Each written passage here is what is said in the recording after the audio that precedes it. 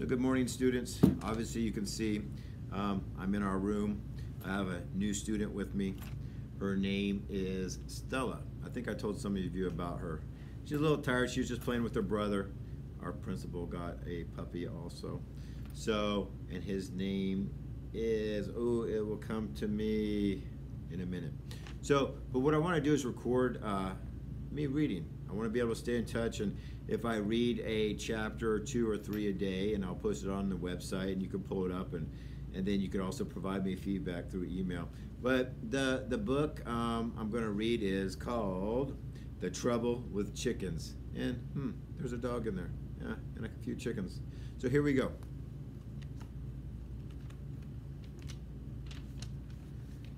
Chapter 1, Chicken Breath.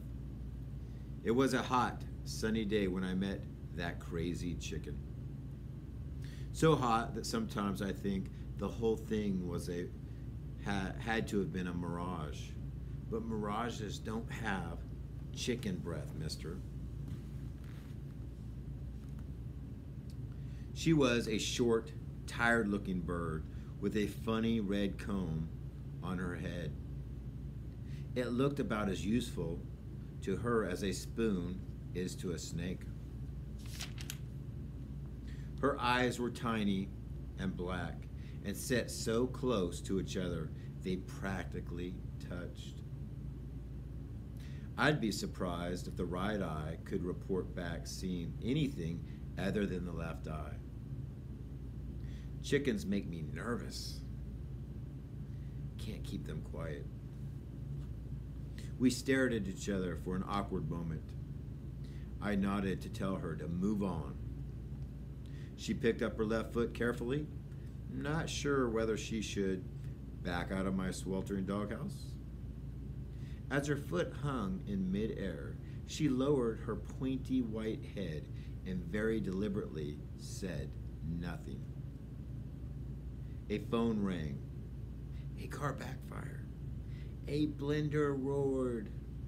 And that crazy chicken didn't blink. She was one tough bird. Chapter 1 complete. How about chapter 2? Introductions. My name is Jonathan. Jonathan Joseph Tolley, JJ for short. I spent 7 years as a search and rescue dog, the quiet life in the country, where Barb, my trainer, lived. It was my reward for those years of service. Some reward. I could track a 6-day-old scent of a lost hiker and pull a fat guy out from under a pile of rubble, but I couldn't get the crazy chicken out of my yard. Her name was Millicent. I called her Moosh just because it was easier to say and it seemed to annoy her. She had 2 little poofy chicks with her. She called them Little Bo and Peep. I called them Dirt and Sugar. For no particular reason, Moosh had got the word that I knew how to solve problems. Boy, did the chicken have problems. I'll pay you in chicken feed, said Moosh. That was the chicken's first problem. I don't work for feed. No dice, I replied. Dirt and Sugar were bathing in my water bowl. I'll pay you in feathers. That was the chicken's second problem. I already got a pillow, I grumbled. Dirt and Sugar were playing in my food bowl. Crazy chicks. I was losing patience. I'll work for a cheeseburger. Take it or leave it. Moosh's tiny chicken head cast a huge pointy shadow, which was against the side of the weather-beaten doghouse.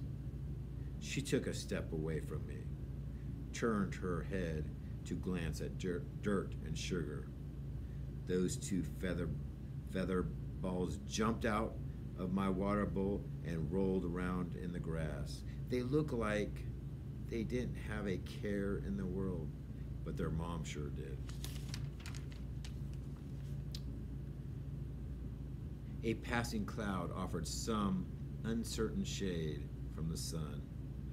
Moosh's big, pointy chicken shadow finally moved. "Done," said Moosh.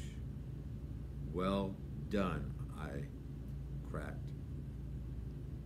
I thought she smiled, but it's tough to tell with a beak. So that's 2 chapters for today. I'm going to experiment and post it on the website. The link will be going home to your parents probably by tomorrow.